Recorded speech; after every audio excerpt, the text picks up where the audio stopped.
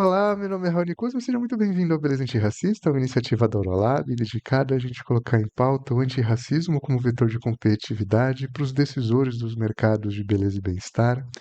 E hoje, com uma pessoa muito querida, que é a Má. Minha amiga, conta pra gente, quem que é você na fila do pão? Vamos lá, né? Eu na fila do pão. Primeiro, eu quero já de antemão agradecer, dizer que eu tô super fã do seu canal e das pessoas, né? De todo mundo que vem participando. E aí eu tento seguir, pego dicas, porque Hum. até falando quem é a Maíra na fila do pão, uma das coisas que eu me titulo é uma eterna curiosa sobre a nossa ancestralidade. Então, acho que todo mundo que vem participando traz alguma coisa muito legal para a gente puxar, estudar. Então, primeiro de tudo, obrigada e parabéns. Bom, e a Obrigado. Má, né, a Maíra, ela é gerente de contas, então atuou com a área de benefícios há 15 anos, com a parte de relacionamentos seguros, também de saúde, odonto, seguro de vida, eu acho que relaciona muito com a minha trajetória, quem sou eu e por que seguir outros caminhos, né? Eu sou sambista com muito orgulho, e também faz parte dessa construção, eu vou falar com certeza disso nesse nosso bate-papo, mas a Maíra hoje, com muito orgulho, porque passei por muitas coisas aí até ser essa sambista de orgulho. Sou musa de bateria, estou há 5 anos à frente da bateria da Ritmo 12, da Camisa 12. Sou palestrante, sou empreendedora da marca Ela é Dela, que hoje a gente está mais estacionada, muito por conta das outras rotinas, mas eu tenho uma marca de boné e um boné voltado para nós, né? Que é um boné aberto, para os nossos cabelos, enfim.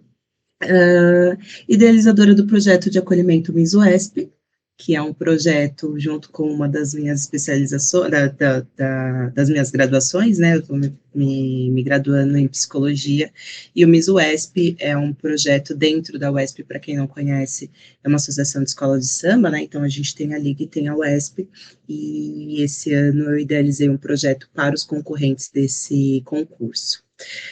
Bom, falei um pouquinho, né, da minha especialização, da minha graduação enquanto psicóloga, mas também sou formada em RH, em marketing e pós-graduada em direitos humanos. Acho que essa é um pouquinho de quem sou eu. Um pouquinho. E parabéns por essa jornada, minha amiga, porque é muito lindo a gente ver o como a nossa trajetória vai se moldando com a própria conscientização que a gente vai tendo sobre a gente, né? Isso é muito incrível. Parabéns, parabéns Obrigada. mesmo. E, minha amiga, pra gente começar, sempre faz uma pergunta padrão, que acho importante a gente deixar esse legado em repertório de significados, né? Isso é muito importante. Então, eu ouvi um pouquinho de você, vou fazer uma pergunta combo. O que é beleza pra você? E a partir do que você trouxer pra gente, você se sente representada pelo mercado de beleza? Bom, como eu comentei, né, eu tenho escutado bastante seus podcasts e cada definição de beleza eu me coloco um pouquinho e às vezes não. E beleza para mim é me sentir de fato representada. Então, na minha trajetória de vida, e principalmente convivendo no mundo corporativo majoritariamente branca, eu não me sinto representada de fato. E a beleza eu acho que vem aí, né? Eu acho que a beleza é a gente ter as nossas origens, as nossas características e ser respeitada por elas. Então, já indo até para a próxima pergunta, não me sinto representada pelas marcas ou principalmente no mundo ainda que eu vivo no corporativo. Eu acho que consigo passar essa inspiração, então, principalmente pelo samba, hoje eu vejo meninas, eu tenho uma pequena, assim, que eu sou apaixonada, ela tá com 5 anos, mais ou menos, e ela me vê e ela consegue se enxergar por conta do cabelo. Então, isso, para mim, eu me arrepio sempre quando eu falo, porque eu começo a fazer parte de um movimento de representatividade. Mas hoje, eu ainda não me sinto representada pelas marcas, eu ainda acho que a gente precisa sempre ter um olhar de um branco, né? E falamos sobre isso também na palestra que participamos, e é exatamente isso. A gente ainda precisa de um aval ou estar minimamente num padrão branco para a gente ser representado. Então, hoje não me representa. Não me vejo representada de fato. Perfeito. E eu queria fazer uma outra pergunta combo. Você trouxe coisas muito importantes e até queria conectar isso um pouco à sua trajetória. Primeiro, por que psicologia? Saindo já de uma trajetória RH, marketing, direitos humanos, algo tão profundo e tão complexo, por que psicologia? E a partir disso também, você sente que essa falta de representatividade afeta você e as pessoas negras? O que está relacionado à saúde mental?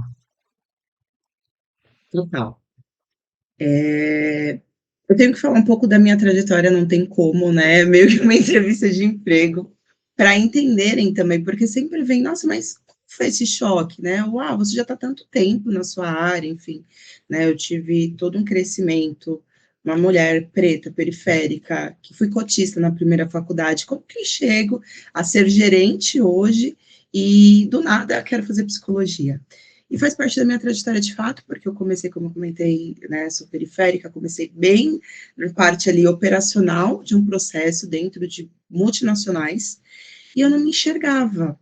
E eu tinha muito, fui, hoje não mais, porque eu acho que a gente se impõe, a gente se empodera, porque a gente vai tendo, acho que conhecimento e a gente se empodera disso. Mas por muito tempo eu não me enxergava e eu lembro muito assim, sei lá, 2010, 12 talvez, uma pessoa chegando que tinha muito mais conhecimento, porque falando até um pouco de família, a minha família é uma família bem mesclada de fato, mas não de representatividade, como eu tenho algumas amigas pretas que falam, não, aqui a gente já era aquela família de roda de não sei o que. Não, a minha família era aquela família de vamos fazer um churrasco, samba rock e tudo mais, mas essa questão de pauta, eu não diria nem ativista, mas de uma questão de pauta nunca foi tão relevante dentro do meu núcleo familiar, tanto da parte de mãe como de pai. Então, a minha mãe, por muito tempo, quando, por exemplo, eu comecei a fazer a minha transição capilar, ela ainda não entendia, ela não via o belo dentro no meu cabelo. Por quê? Já veio do âmbito ali familiar do Enê, por exemplo, né? Então, era todas as mulheres pretas, era muito legal, porque eu via todas as mulheres pretas ali no domingo, uma alisando o cabelo da outra, mas onde estava a nossa representatividade?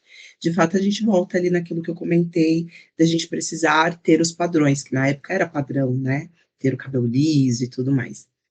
E aí eu vou me perdendo um pouco daquilo que você me falou, que era sobre a saúde mental e um pouquinho do que enfim, às vezes vai me puxando, tá? Porque senão a gente vai ficar aqui até 3 horas Tipo, de papo. é tudo Mas nosso. aí, então, quando eu venho desse espaço que eu não me encontrava, eu tive uma pessoa muito especial que um dia ela falou assim, não, você já percebeu que não tem... Não, minta, ela falou assim, que legal ter uma pessoa preta aqui também, né? Aí eu olhei e falei, cara, para mim eu já estava tão inserida naquele mundo que não era o meu, que eu nunca tinha parado para ver isso. E de fato tinha uma pessoa no RH que tinha o cabelo black, eu ainda não tinha feito a minha transição. Tinha essa pessoa, e aí ela falou assim: "Mas você percebeu que as duas pessoas pretas estão mais voltadas para a porta, para a janela, para a parede, não para a porta?" Eu falei: "Não". E não acho de verdade que essa questão de colocação fazia muito sentido, tipo, ai, vamos esconder as pessoas pretas. Mas quando eu olho para uma empresa que são 11 andares e tinham 4 negros, aí sim eu olho que a gente não tinha ali uma representatividade de fato. E aí, nesse período, eu passei, por exemplo, com gestores, quando eu tentei a primeira transição, falar que meu cabelo estava com a raiz fofa, porque eu estava tentando fazer a transição, então automaticamente meu cabelo estava mais alto, vou colocar assim na raiz. Então, voltei a alisar. A primeira vez que eu tentei fazer trança, foram questionar para o RH se eu infringia algum tipo de lei ali de dress code, né? Porque eu trabalhava numa multinacional onde a gente tinha que minimamente seguir um padrão social. Então, talvez trançar o cabelo não era social. Passei por isso. Em época, eu não conseguia ver isso como um preconceito. Olha que louco. E eu falei, eu vou alisar o cabelo de novo. Ah, então tá, se eu tenho, né? Se vocês têm que olhar se pode trançar o cabelo, não tem problema. E eu lembro do retorno ser assim: olha, você pode até trançar, mas assim, não vai fazer aquelas coisas coloridas, nem colocar tererê no cabelo. Hoje, hoje eu acho que meu posicionamento seria totalmente diferente, mas na época que é super normal a trança que eu vou fazer. E eu lembro que essa transista, que inclusive eu vou lá daqui a pouco, cheguei para trançar meu cabelo. Você tá louca? Como assim, Maíra? Isso é racismo, não sei o quê. Então, eu fui passando por essa transição de reconhecimento de fato, né? De causa, de luta, de entender até onde é o limite. Eu entendo até o desconhecer ali, que hoje, para mim, assim, é muito que incabível, mas ainda eu consigo lidar com as perguntas do tipo, quando eu tô de trança, se dá para lavar meu cabelo. Então, ainda consigo respirar e minimamente responder. Mas quando eu olho para um outro lado, hoje algumas coisas eu já não me permito. E fazendo toda a minha transição ali, de carreira, eu fui me descobrindo e me empoderando de fato. Então, isso aqui eu não vou aceitar mais, isso aqui eu vou me posicionar, isso aqui eu não aceito mais. Eu não aceito mais uma festa de final de ano onde as pessoas falam, ai, mas você samba, né? Então, eu já começo a me impor. Eu sambo, mas eu geralmente, quando é um show, eu sou paga. Se você me pagar, eu vou sambar. Se eu quiser sambar, eu vou sambar. Não é porque eu sou preta que eu tenho que sambar, né? Ou em algumas reuniões que eu já fui, né? Ai, olha, ela é do carnaval. E aí eu tenho que falar, não, além do carnaval, eu sou gerente de relacionamento, eu sou isso, eu sou aquilo. Então hoje eu fui me posicionando. E aí chegou na pandemia, aquelas coisas de desabafar, de falar sobre isso e tudo mais, chega a minha marca, porque eu também não conseguia ali ter um boné que eu conseguia utilizar. Hoje, graças a Deus, a gente tem muitas outras marcas, mas na época a gente não tinha. Eu lembro que um dos primeiros bonés que teve essa estrutura era o da Beyoncé, e ela não tinha como pagar o da Beyoncé. Então, o que eu fazia? Cortava os bonés e colocava. E aí eu falei, tem que fazer o meu. Fiz, deu super certo. Depois fiz uma linha ainda de roupa, meio street, que eu gosto bastante. E aí começou naquele movimento paralelo às pessoas pretas, enfim, também de empoderamento da mulher. E aí eu lembro que eu fiz um post que deu uma repercussão, que era uma amiga minha que a gente estava na praia, ela tem um corpo lindo, e eu postei a foto dela que aparecia a bunda dela junto com, não sei se pode falar bunda aqui, mas enfim, aparecia. E aí começou, nossa, mas precisa dessa exposição, que não sei o quê. E aí, enfim, eu comecei a discutir no Instagram e tudo mais. E uma amiga minha que é advogada, ativista também, ela falou, mas a gente precisava falar sobre isso. Enfim, fizemos a primeira live. Da primeira live começou muitos retornos de mulheres, porque aí a gente já estava no espaço ali de falar de mulheres, principalmente mulheres pretas. Então, na questão de estereotipo, de estereótipo, ou falar sobre a estrutura do machismo, enfim. Então, a gente começou a fazer vários bate-papos e sempre vinha muitos retornos. Nesse mesmo período, eu estava fazendo terapia com a psicóloga preta e eu estava tentando me achar. Tipo, eu tô aqui, gosto do que eu faço, eu amo trabalhar, né, na parte de benefícios, porque eu tenho contato com muita gente do RH, então eu consigo ter ali toda uma estrutura, enfim. E aí eu comecei, mas é isso que eu quero para a vida, né? Enfim, aí fui nesse movimento. Falei, ai, mas putz, uma faculdade agora, né? Minha mãe sempre falou que eu tinha que estudar, tinha que me formar, e nananã. Eu já fiz formação, né? Já fiz isso na minha mãe. E aí, 5 anos de faculdade, vou fazer direitos humanos. Fiz direitos humanos, para entender um pouco do como, né? Enfim, às vezes ainda a gente, principalmente as pessoas pretas, precisa ter muito título para a gente poder falar. A gente, né? Se é um coach, eu não vejo muito coach branco, porque o coach é ser coach. Ele acordou, fez um curso de 48 horas, mas a maioria das vezes brancos. Quando a gente fala do povo preto, a gente precisa ter todo esse currículo para falarem, nossa, ele é importante, ela é importante. E aí eu falei, então eu vou fazer pós-graduação, porque aí se eu quiser falar, eu vou ter propriedade. Fui lá e fiz a pós-graduação. Só que a pós-graduação, principalmente de direitos humanos, a gente vai ter algo mais institucional. Eu ainda não conseguia tocar as pessoas que estavam me procurando ainda na época da live. E aí eu falei para minha psicóloga, cara, mãe, nossa, são 5 anos, eu vou lá fazer 5 anos de faculdade e tá tudo bem. Estou aí, dentro da faculdade, eu participei de um concurso também, né, do que é esse do Miss UESP, e aí a gente começa a se deparar ali com pessoas brancas, pretas, homens, mulheres, pessoas homofetivas, enfim, então a gente começa a ter todo um núcleo ali de diversidade de fato. E aí eu falei, e ao mesmo tempo, pessoas que não querem mostrar sua vulnerabilidade. E aí eu falei, eu vou fazer psicologia e o primeiro grupo que eu quero trabalhar é esse, porque ainda dentro do carnaval as pessoas ainda têm aquela característica de gringo. E é muito, muito chocante porque a gente tem característica de gringo dentro do Brasil. Então, a gente ainda tem as mulheres que são totalmente marginalizadas dentro do carnaval, né? Então a gente não pode ter um cargo dentro, né? É muito difícil você ver hoje já tem algumas presidentas, hoje a gente tem alguns cargos de diretoria, mas assim como no mundo corporativo, a maioria desses cargos, né, de responsabilidade maior, eu vou dizer assim, ainda são ocupados por homens. E aí eu começo o projeto do Miss UESP e foi assim um retorno muito positivo, porque a gente começou ali tirar as cascas da vulnerabilidade e mostrar as vulnerabilidades, falar, cara, aqui é um lugar seguro, aqui você pode chorar, aqui você pode ser você, aqui a gente tem um concurso, a gente tem toda essa parte, né, obviamente, é um concurso, não tem a parte ali da competitividade, mas nesses encontros a gente vai falar da gente pra gente. Então, teve choro, e eu tentava me segurar, mas eu também já tive naquele lugar, então eu também teve alguns momentos que eu chorei, teve desabafo, teve afeto, teve abraços, então foi a partir daí que eu falei, cara, eu tô no caminho certo. Eu acho que é um pouco de tudo isso, e foi por isso da psicologia, eu acho que vai muito além da questão profissional, vai ali onde eu quero realmente me acolher e acolher dos meus, sabe? Perfeito, que lindo isso. E obrigado por ter trazido isso, porque eu queria fazer uma pergunta. Caso, se você não se sentir confortável, a gente para. Mas uma coisa que eu acho muito interessante, ainda mais agora que você está dentro, né, da academia, da psicologia, que é o reflexo do racismo estrutural, não tem como não falar isso. Qual foi o impacto psíquico do seu processo de transição capilar? E você sente, agora que você está dentro dessa academia bastante racista, que existe espaço para que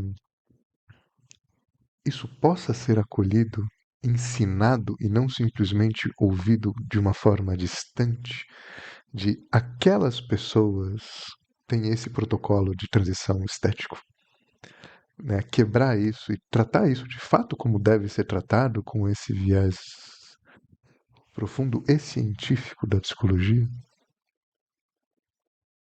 É, eu acredito que ainda não, tá?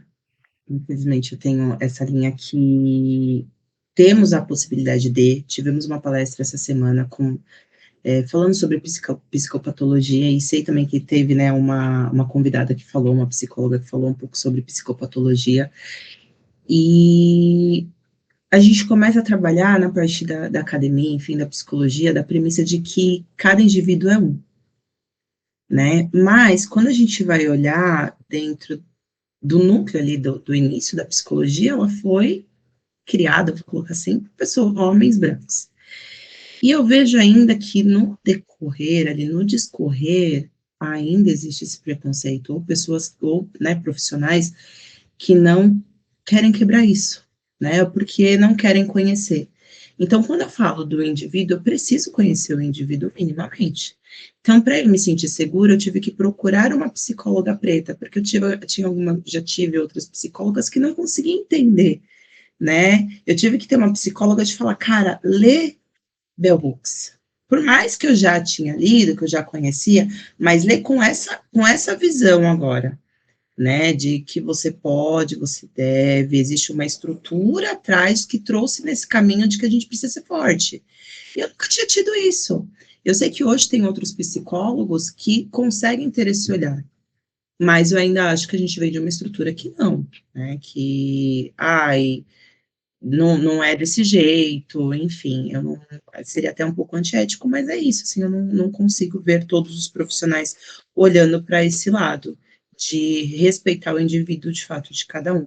E até o que você tinha comentado sobre saúde mental, acho que impacta exatamente isso, né? E falando um pouco sobre a minha transição capilar. Na época eu não fazia ainda terapia, mas eu tive meu cabeleireiro como terapeuta. Eu acho que até um pouco da palestra foi um pouco do que a gente falou, quanto eles são, acho que ali, não principais, né? Me fugiu a palavra, mas como eles são responsáveis por essa, por isso na nossa mudança num todo, né? Seja, por exemplo, agora que eu tenho meu cabelo armado, eu quero fazer uma trança, eu quero mudar, enfim. Então eu não tinha esse acompanhamento. Eu fiz a minha transição em meados de 2012, talvez, 2000, acho que foi mais ou menos, não, 2000 e está em 2025, 2016, 2015, 2016. Aí eu fui, na época ainda não estava tão na moda, a lace, enfim. Então eu saí do alongamento, que eu tinha um cabelo, né, não liso, mas ondulado, que era o máximo ali que a gente podia chegar enquanto pessoa preta, porque ainda tinha aquele padrão. Hoje todo mundo quer mudar o cabelo e é estiloso, né? Até tem um Reels que eu vi esses dias de ter bocão, gente que vai lá e coloca um super bonder a boca, enfim. E aí, para ter bocão e cabelo, né, tá na moda, e aí querem trançar o cabelo e tal, porque agora tá na moda, né? Preto tá na moda, é isso. Mas na época que eu fiz a minha transição, não. Então eu tive que ter um relacionamento que virava para mim e falava assim: ah, então não gosto, tá? Assim, que, né, você se arrumava mais antes. Então passei por isso. E aí, né, dos traumas que eu tive. E eu tive muito acolhimento, de fato, do salão do meu cabeleireiro, que é meu cabeleireiro até hoje, não só dele, mas também das irmãs deles, que também, né, das irmãs dele, que também são pretas. E aí eu cheguei e falei, vamos lá. Então eu fiz transição, cortei o cabelo e coloquei a trança. Tirei depois de 2 meses, ia lá, fazia hidratação, colocava a trança, porque era o máximo que eu conseguia. Até o momento ali que eu falei, bom, agora eu vou tentar deixar o meu cabelo. Na época eu fazia muito show. E por não ter essa representatividade, eu tive que escutar, por exemplo, que, mas para fazer show com o cabelo é meio ruim, né? E aí, putz, o que eu vou fazer? Vou colocar a trança de novo. E eu chegava toda vez ali que eu chegava no salão, como ele faz uma finalização maravilhosa, não fazendo propaganda dele, mas ele faz uma finalização. Eu saía tão potente, tão. Ah, é isso! E eu chegava em casa, sabe, potente. No primeiro dia do cabelo, sei lá, do trabalho, quando eu ia fazer um show, aquilo ia me murchando muito. Então, foi muito doloroso, mas eu acho que eu tive muito apoio dele, assim, de tipo, não desiste, você não vai alisar, mantém na trança pelo menos, para você conseguir chegar. E eu lembro uma vez que eu falei, cara, eu tô com o cabelo igual ao seu, tô me sentindo um menino. Vamos clarear pelo menos para ver se eu consigo me achar. E todas as vezes que eu falava, vamos cortar de um jeito. Vamos clarear, né? Vou colocar um cabelo loiro para ver se eu fico mais estilosa e consigo me enxergar, enfim. E ele falava, vamos, você quer vir? Vem. Eu saía, sei lá, do Taboão da Serra, saía, depois estava na Zona Norte, e ele é da Zona Leste, ia até o salão dele, o horário que fosse, domingo, cara, eu vou. Então, eu acho que quem foi meu psicólogo foi o meu cabeleireiro, né? E isso me afetou muito, muito, muito, muito, porque imagina você sair com super empoderada e você ir murchando, assim como ia acabando com o meu cabelo, sabe, minando. Então, foi muito difícil. Foram, acho que 2 anos, literalmente, nesse movimento de trança, tira, faz hidratação, faz o tratamento, volta para trança, para minimamente me encontrar dentro de um padrão. E ainda com esse período que eu falei, que era ainda essa empresa que eu trabalhava de, faz a trança, mas faz dentro de um padrão. É violento, né? É um processo. Desembranquecer é um novo parto, quase, né? Muito complexo. Obrigado por ter trazido isso, porque é uma das coisas que eu sempre percebo que a gente fala muito pouco sobre o impacto desse desembranquecer, né? A gente sempre fala como se fosse já essa pessoa agora se tornou proprietária de si, é uma pessoa preta, empoderada, blá, blá, blá, mas e essa transição, esse meio, que é muita dor, né? É muito complexo, e ele é coletivo. E isso gera um impacto, né? Porque você está se ressignificando, tem um atravessamento, você ressignifica o atravessamento para se ressignificar, para se sustentar, para poder ser. Então, obrigado por isso, porque eu acho importante a gente colocar isso na pauta e estimular com que outros coloquem também. Existe um ser humano em transição, né? Ninguém nasce pronto. E ninguém muda a chave, vira preto e tô lindo. E uma coisa que eu queria te perguntar, principalmente porque você está trazendo essa relação da vida real. E desculpa te usar para isso, porque Uma coisa que eu queria muito saber, não sei se eu vou perguntar da forma adequada, nem sei se eu vou fazer a pergunta direito, tá? Mas eu tenho uma nobreza no samba, e ele muitas vezes é a primeira faculdade de muita gente, é a primeira vez que ele vai interagir, é a primeira ponta de representatividade, é o primeiro olhar que ele vai ter sobre a beleza no sentido não objetificado do contexto da branquitude, mas no sentido de potência, de tipo, cara, olha que lindo, olha que nobre e olha que pureza de um corpo cheio de joia, mas que não se esconde. Isso é muito lindo.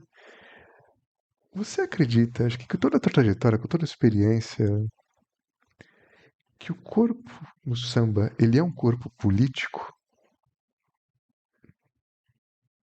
Hum, eu acho, é uma pergunta forte, mas eu acho que sim, quando a gente de fato se apropria da nossa história.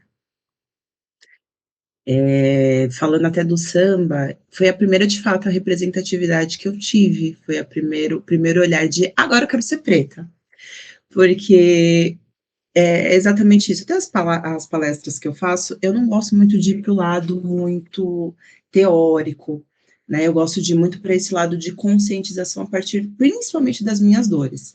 Eu lembro que em um determinado momento da minha vida, eu virei para minha psicóloga, quase fazendo 30, eu fiz 35 ontem, mas quase, eu acho que um pouquinho antes, eu falei para minha psicóloga, eu cansei de ser tipo, nossa, olha como ela é resistente, enfim. Eu queria mostrar, e eu tento falar sempre a partir das minhas dores, principalmente quando eu vou falar para pessoas brancas, né? Então é exatamente isso que você falou né, no começo dessa pergunta, a gente tem um hiato entre eu era uma pessoa sem conhecimento e por isso talvez não me posicionava, e agora eu sou pretona, ou sou um pretão, né? E esse ato, né, e essa construção, geralmente é construído de fato com dor, né? E eu passei por isso, e acho que o primeiro movimento, ainda criança, e aí eu não tinha toda essa noção e tudo mais, foi a primeira vez que eu fui numa escola de samba, e foi na Nenê de Vila Matilde, e eu lembro que ainda tinha, né, enfim, cabelo liso e tudo mais dentro de um padrão, queimava o cabelo, porque eu tenho muito cabelo. Então, imagina eu tinha que passar aquele pente quente e tal, e metade do cabelo ia junto com o pente, enfim. Quando eu cheguei na Nenê e eu vi aquelas mulheres pretas, eu falei, tá, agora eu sou preta, porque olha essas mulheres.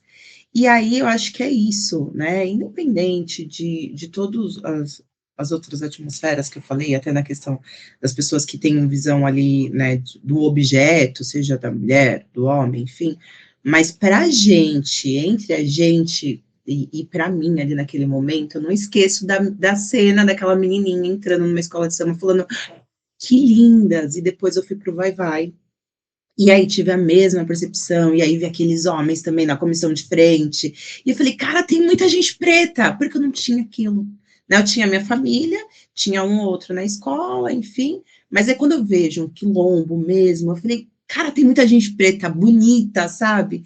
E cabelão, e os homens todos, né, posturados e tal, porque sempre teve aquela postura dentro da comissão de frente. Hoje mudou um pouquinho, e a gente passa por isso em toda escola de samba, enfim, mas naquela época era muito isso.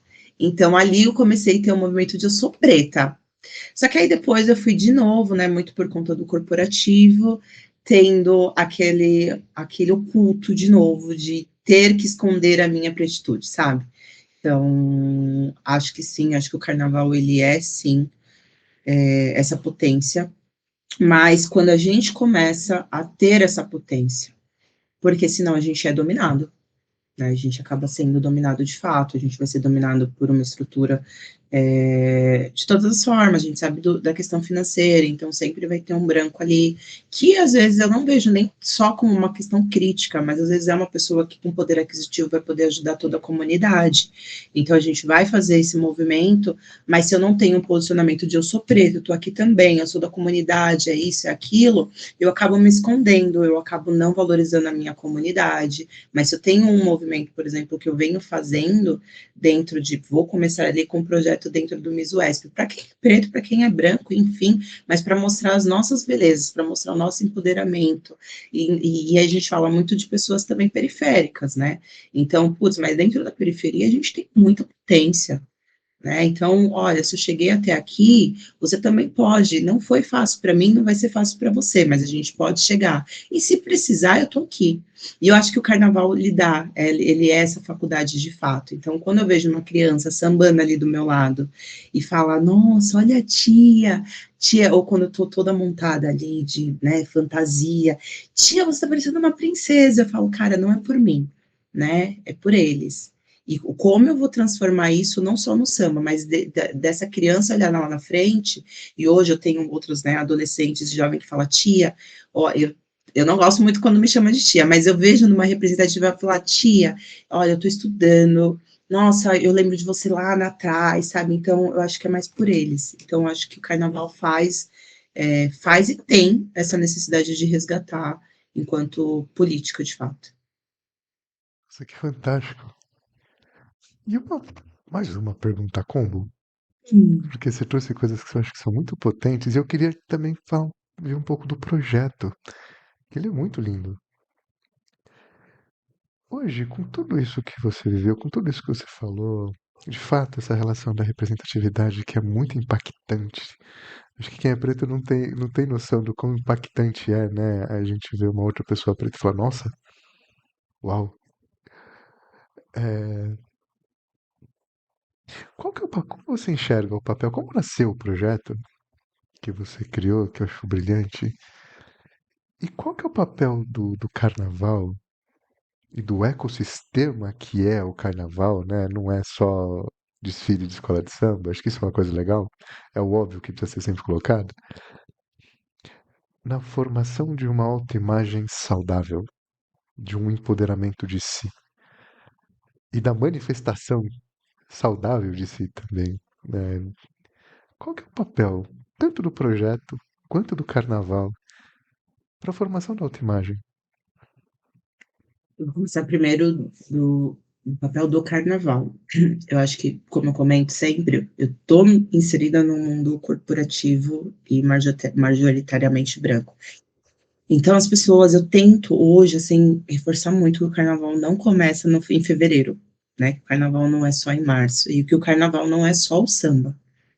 Então, eu tento sempre, qualquer brecha que eu tenho de falar desde o pessoal que está no barracão, de como são as comunidades das pessoas que estão no barracão. Eu passei por uma escola, né, que eu tinha a oportunidade de ir, às vezes, no barracão, ver a construção, e vi o pessoal de Paritins com as crianças, então eu falava, tem uma família ali, não é só, é porque é máfia, é isso, é aquilo, cara, e se você já viveu dentro de uma escola de samba, você já chegou numa escola de samba em fevereiro, março, ou melhor, né, em abril, maio, porque, por exemplo, na minha escola a gente já teve reunião, a gente já tem festa a partir de maio. Mas e a construção? A construção começa um ano antes. Então, eu acho que a gente, que principalmente que é do carnaval, a gente tem esse poder de primeiro mostrar o que é o carnaval. Né? Então, de falar que tem pessoas que trabalham antes, né, um ano, 2 anos antes, para elaborar um enredo, o que que o enredo representa, porque para muita gente eu falo sempre num tom meio de brincadeira, mas, gente, a enredo de escola de samba já me ajudou, inclusive em provas, viu? Porque você vai vendo, o enredo nada mais é que uma história contada. Então, agora a gente teve até recentemente o livro, né, da Ana Maria Gonçalves, que foi livro. E aí, o tanto que teve isso de representatividade, que as pessoas falaram, nossa, existe um mundo de preto, né? Então, mas foi por conta de uma construção. E quem vai fazer o enredo, ele tem que pegar essa história, ele tem que pegar, né, toda a construção. A minha escola falou ano passado sobre Chico Rei. Muita gente nem sabia quem era Chico Rei. E aí falam sobre e como ele veio, qual é a construção, e falar, tá vendo por que que você tem que valorizar a sua coroa, o seu cabelo, porque ele já foi esconderijo de ouro, né? Então, tudo isso é uma construção dentro de um carnaval que quem ali inicia, eu nem tenho tanta propriedade, mas quem inicia 1, 2 anos antes, porque é a partir daí que ele vai ver a história, ele vai atrás de patrocínio, enfim. Depois disso, a gente tem a parte da festa. E aí sim, quando a gente fala de festa, a gente está falando parte dos sambistas, né? Mas a gente também está falando de muita gente que trabalha. Muita gente que trabalha no próprio carnaval, durante a festa, né? Então a gente vai ter a pessoa que vai carregar o carro alegórico. Ele não se diverte, né? Tem um ou outro ali que consegue tirar onda, mas ele tem que ver o horário que tem que ir, o horário que tem que voltar. Eu tô no recuo da bateria. Eu falo que eu amo carnaval, menos o dia do desfile, porque na hora eu não tô ali para brincar. Eu tenho que trazer alegria, eu tenho que sorrir, eu tenho que olhar o que a bateria tá fazendo, eu tenho que chegar perto do recuo e eu tenho que estar saindo. Então, e se isso tudo não acontece, se eu, por exemplo, falho por algum motivo, a minha escola pode perder por um erro meu ou por um erro, enfim, né? Somos humanos, a gente pode errar, mas enfim, tem toda essa responsabilidade. Então, acho que parte do sambista trazer isso. E o projeto ele veio nessa construção de, bom, eu cheguei até aqui enquanto mulher preta periférica que hoje consigo trazer a minha voz e mostrar o carnaval de fato, o samba e como eu consegui chegar. O que eu posso fazer para que outras pessoas se sintam empoderadas a isso, seja no carnaval ou dentro do Miss Wesp. E o primeiro ano que eu participei, eu estava ali e eu já tinha uma outra linha do que eu queria fazer, que era trazer algo voltado a isso, não consegui. No segundo ano, eu falei, independente de eu ganhar ou não, eu vou trazer um projeto para dentro da instituição, né, dentro da UESP. E aí não ganhei. Isso acho que naquele momento foi frustrante, mas depois eu falei, tenho mais força para falar, porque eu não precisei ganhar para ser vista dentro da UESP. Porque com a minha postura, com o meu empoderamento, com a minha fala, eu vou conseguir construir. E aí, quando eu cheguei nesse projeto, a ideia é essa. Então, primeiro a gente mostrar as nossas vulnerabilidades, mostrar o quanto a gente é potente dentro das nossas vulnerabilidades. Ele começa dentro, né, do projeto MISUESP, onde a gente faz uma roda de acolhimento. Como eu não tenho ainda, né, o CRP, eu não tenho propriedade, principalmente emocional, então por isso eu idealizadora, mas eu tenho a minha psicóloga junto, que faz parte do projeto, e ela que encabeça, que de fato, assim, tem toda a estrutura. Então a gente faz a roda de conversa, onde a gente vai falar, vai fazer dinâmicas, e ali a gente já começa o chororô, e eu olho sempre para ela de tipo, eu preciso me segurar. Só que eu já vivi tudo aquilo, né? E ela vem com toda aquela parte mais teórica, de fato, e eu venho com a parte mais emocional.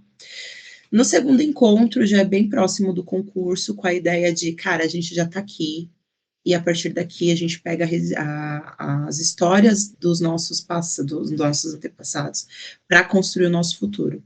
Então a gente vai falar de quem valoriza, quem traz a nossa potência, da onde vem a nossa energia, quem é a nossa inspiração. E aí é mais um dia que a gente chora. E aí cada um vai falar, então a gente tem pessoas que traz o pai, ou a avó, enfim, então a gente começa a trazer aquilo. Então, o primeiro foi presencial, o segundo foi online, até por conta, né, que todo mundo precisa trabalhar para construir esse sonho, enfim. E aí, o terceiro já é pós o concurso. No concurso, eu participo, porque eu conheço a história de cada um. Tenho vi algumas pessoas que me chamam ali no particular, ou pessoas que eu já acompanho no carnaval. Então, eu posso ir lá, dou um abraço, falo, tá tudo bem, eu tô aqui, bebe água. Eu sempre falo, gente, bebe água, tem que beber água. Então, eu faço meio que aquele papel de se precisar, eu tô aqui, né?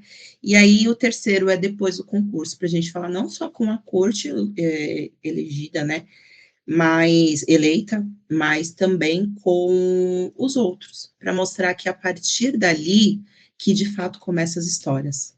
Então a gente começa, eu posso falar com propriedade que eu não ganhei, mas talvez se eu tivesse ganhado, eu não teria construído todo esse legado.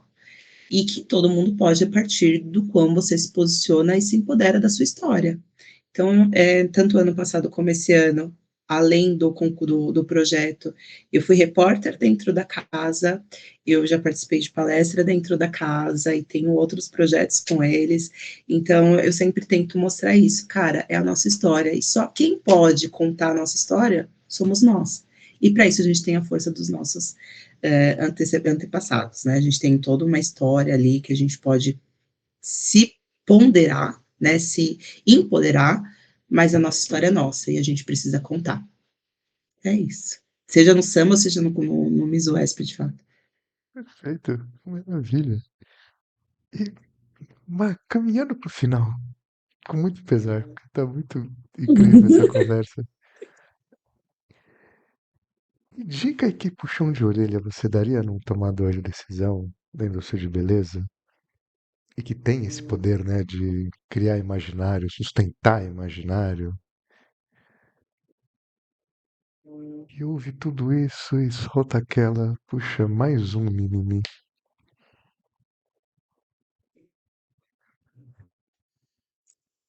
Olha, esse é o para quem o puxão de orelha,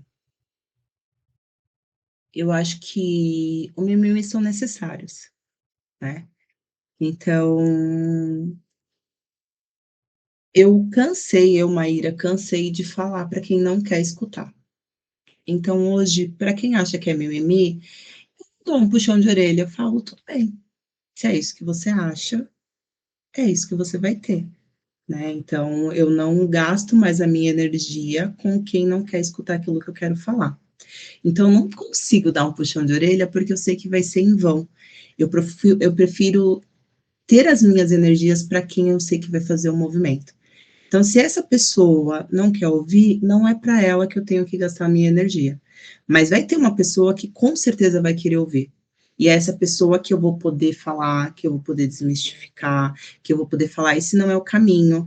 Mas vai dentro de uma comunidade que você vai ver várias pessoas potentes, que talvez não tenham oportunidade, talvez é lá que você vai conseguir encontrar alguém diferente para aquilo que você quer, que vai ter um sentimento de eu tô com você, sabe? Então eu não puxo mais a orelha ou não tento fazer a minha voz ser potente para quem não quer escutar. Eu vou atrás daquelas pessoas que querem fazer de fato a mudança, o movimento acontecer. Isso independente de cor, raça, clero, enfim. Perfeito, perfeito. Escolhas saudáveis, né? E, e Que não é vamos. sempre, né? É, Não é sempre. Sigo algumas pessoas que eu acho que é tão necessário quanto, né, Sara é uma delas, que eu sou muito fã e tive a oportunidade de estar no Miss Wesp, inclusive, e falar: "Cara, a sua voz é muito potente. Eu sei que é cansativa, mas é potente". E eu acho que ela já tem um legado que ela pode falar com propriedade para apontar o dedo naquelas pessoas. Eu ainda acho que eu não, e principalmente porque eu quero muito mostrar, eu vejo que a maioria das pessoas que às vezes acham que é mimimi, depois me procuram.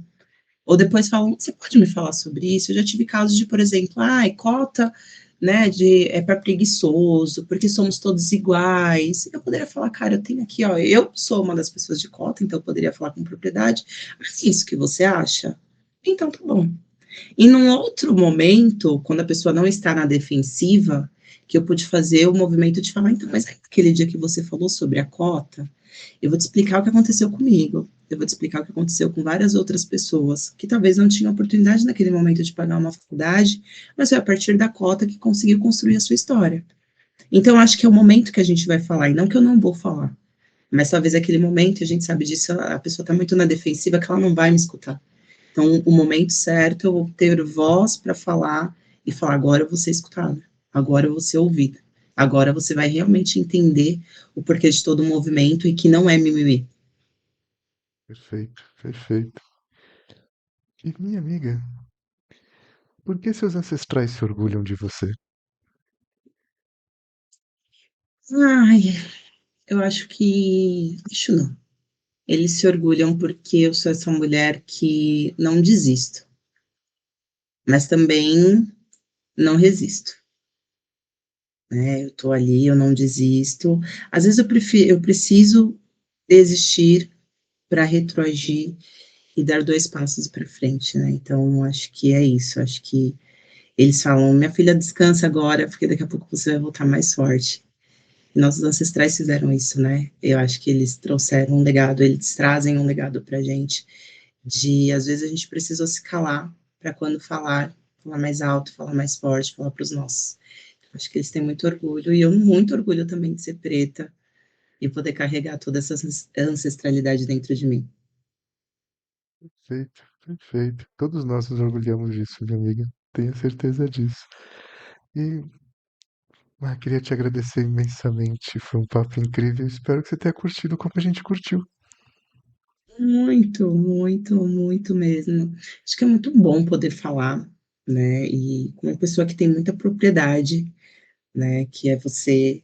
que tem esse canal, mas que eu tive a oportunidade de ouvir falar realmente por uma hora, que eu queria que fosse 2, 3, porque eu sei que tinha muito conteúdo ali para ser compartilhado. Então é muito gostoso falar dos nossos pra gente, para nós, e a gente fazer essa mudança, porque essa mudança precisa acontecer. Ela está acontecendo de uma forma tímida, né? E ter esses espaços assim é o que me faz lutar. É para isso que eu estou fazendo psicologia, é para lutar de fato pelos nossos e para a gente mesmo. E vamos junto. Maravilha. Uhum. Minha amiga, mais uma vez, muito obrigado, viu? Obrigado a você que ficou aqui com a gente até o final e muito em breve mais entrevistas incríveis como essa para vocês. Até já.